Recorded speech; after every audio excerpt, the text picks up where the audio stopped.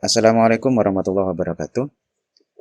Pada kesempatan kali ini saya akan mencoba memperlihatkan gambaran dalam pelaksanaan tes dengan MSAT atau Multi Stage Adaptive Test ya, di mana model MSAT ini nantinya akan diterapkan dalam pelaksanaan AKM yang akan diselenggarakan mulai tahun 2021 ya, sebagai pengganti UN ya. Ya, dalam tanda kutip seperti itu. Nah, apa itu MSAT ya? MSAT atau Multi-Stage Test adalah Specific Design Assessment yang dapat menyesuaikan tingkat kesukaran tesnya dengan tingkat kecakapan dari penempuh tes. Atau dengan kata lain, Multi-Stage Test ini itu nanti pada tesnya soal-soal yang ditampilkan akan menyesuaikan dengan kemampuan si peserta. Nah, di sini bisa dilihat perbedaan antara MSAT dengan jenis tes yang lain, misal CBT, seperti yang diterapkan pada UNBK ya, baik itu kelebihan maupun kekurangan. Nah, pertanyaannya begini, bagaimana model tes ini kemudian dapat uh, memprediksi kemampuan si siswa? Nah, ternyata prosedur tesnya atau proses dalam tesnya itu nanti akan dibuat dengan alur seperti ini. Jadi nantinya itu ada stage 1, stage 2, dan stage 3. Di mana nantinya semua peserta di awal saat tes itu akan ada di stage 1. Di mana stage 1 itu adalah soal-soal yang ditampilkan dari kelas asal dan level mudah. Maksudnya begini, jika AKM itu dilaksanakan di SMA pada kelas 11, maka soal yang muncul itu soal-soal ya, soal-soal kelas 11 ya, levelnya tapi level mudah ya. Semua akan mendapat jenis soal seperti itu, meskipun item soalnya bisa berbeda-beda antara satu orang dengan orang yang lain. Nah, jika kemudian pada stage 1 ini peserta berhasil ya, dianggap berhasil melewati stage 1 dengan level mudah dan dari soal kelas asal ini, maka nantinya pada stage 2 ya, itu akan ditingkatkan kesulitannya, di mana tingkat soal itu tetap kelas asal, tapi levelnya ada sedikit peningkatan, di mana levelnya adalah level mudah dan level sedang. Itu yang berhasil dari stage 1 menuju ke stage 2. Bagaimana dari stage 1, ada peserta dari stage 1 ternyata gagal. Ya. Maka pada saat di stage 2-nya, maka dia akan mendapat soal yang levelnya agak diturunkan. Ya, diturunkan dengan level soal-soal kelas sebelumnya ya, dan ada juga kelas asal levelnya mudah dan sedang, jadi agak diturunkan tingkat kesulitannya, kurang lebih seperti itu. Jika pada stage 2 ini ya, pada stage 2 yang peserta awal yang peserta tadi berhasil di stage 1, stage 2-nya berhasil kembali ya, maka di stage 3 dia akan ditingkatkan lagi kesulitannya ya, di mana dia akan dapat soal-soal kelas asal levelnya level sedang dan level sulit ya. Tapi jika yang ada di sini ternyata dia gagal, maka dia akan turun nih. Turun untuk jenis kesulitannya di stage 3, di mana levelnya adalah level kelas asal, ya level mudah dari soal-soal kelas asal. Nah, untuk yang tadi sudah gagal dari stage 1 menuju ke stage 2 dan ternyata berhasil, dia akan meningkat ke sini. Ya. Tapi yang ini, jika ini gagal lagi, maka dia akan eh, diturunkan lagi tingkat kesulitan soalnya, yaitu kelas sebelumnya level mudah dan sedang. Ya. Jadi diturunkan lagi.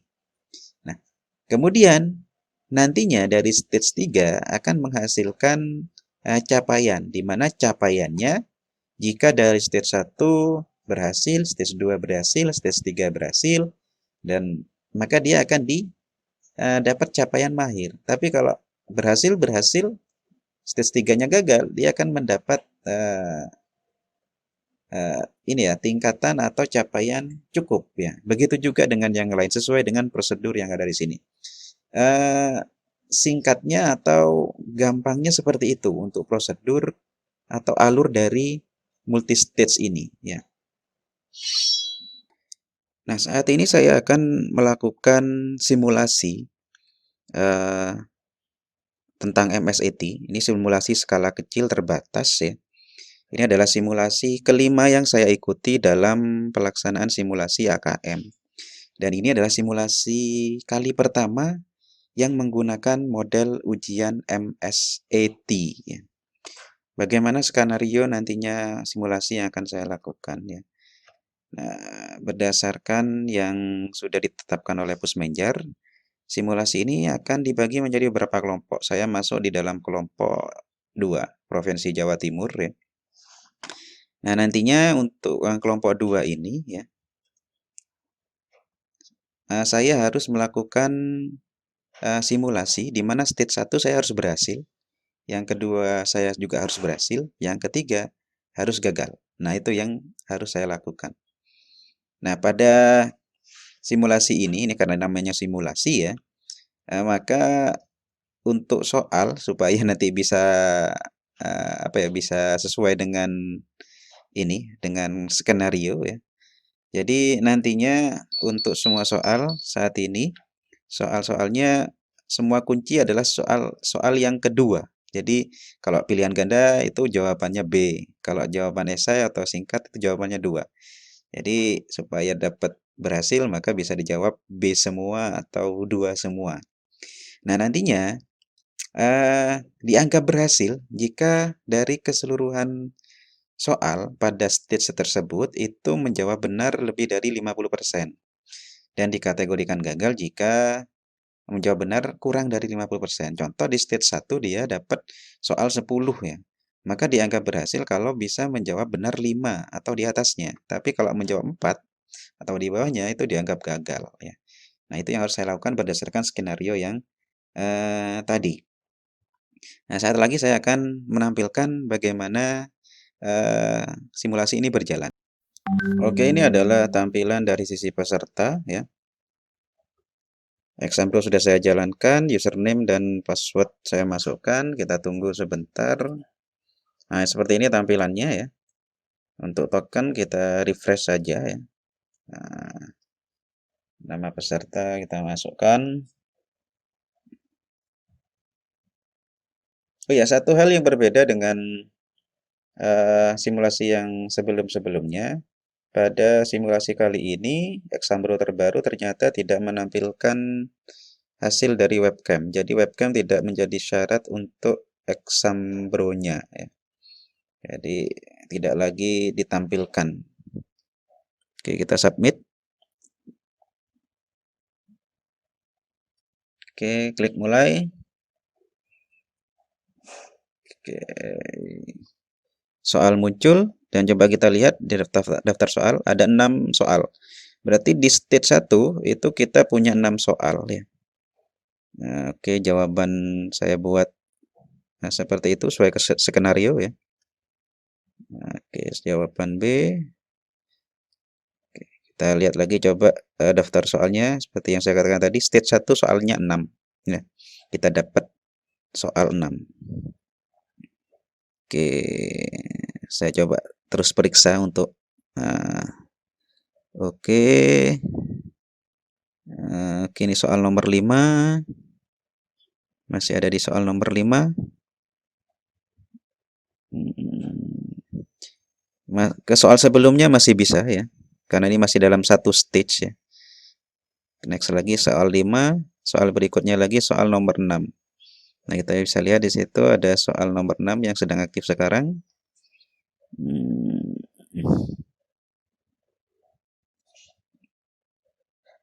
Oke, kita lihat. Klik soal berikutnya. Oke. Cek lagi ya.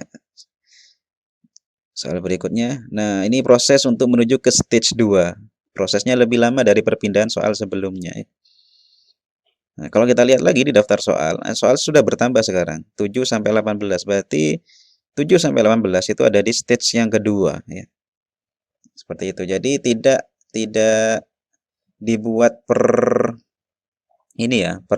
jenis soal, tapi nomor berurutan. Ya.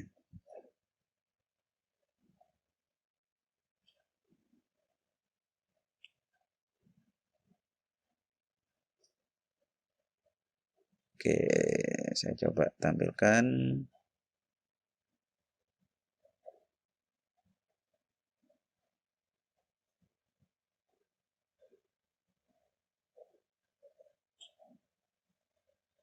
Nggak bisa. Oke, next aja mungkin.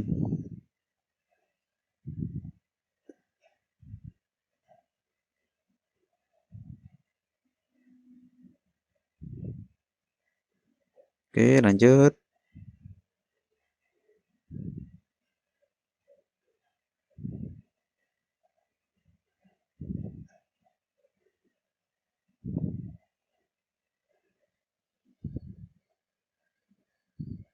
Oke, lanjut.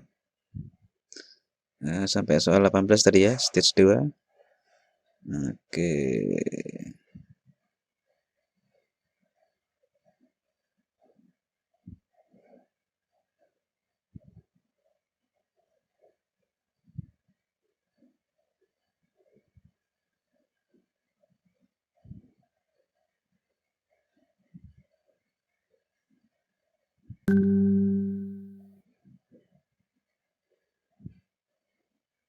Oke, soal sebelumnya masih bisa karena satu stage ya.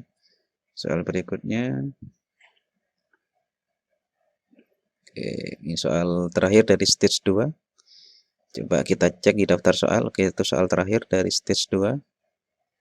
Klik soal berikutnya, proses lagi ini untuk menuju soal stage ketiga. Berarti nomor 19 ya. Oke, kita ada di soal nomor 19. Begitu diklik sebelumnya, nah ini nggak bisa karena nomor 18 itu stage sebelumnya. Jadi dia nggak bisa ke soal-soal yang di stage sebelumnya. Tapi kalau masih di stage yang sama, dia masih bisa berpindah-pindah. Oke, kita lihat di situ jumlah soalnya sampai berapa tadi? Dari nomor 19.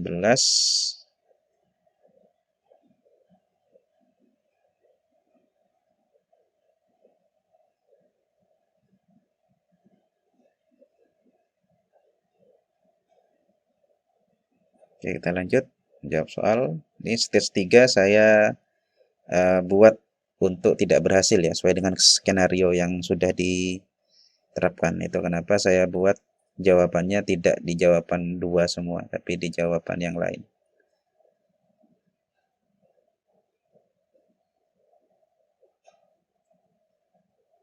Oke, sampai nomor 29 ya. Soal 19 sampai 29. Oke, dan seterusnya, dan seterusnya.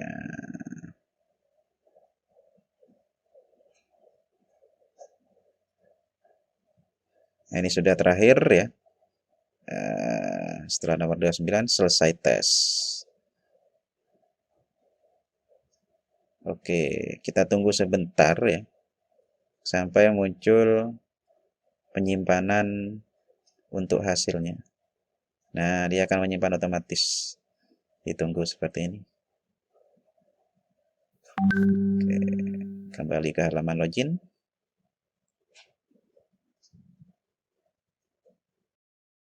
Nah, dari simulasi yang sudah dilakukan barusan ya, mungkin bisa kita buat catatan ya sebagai kesimpulan ya.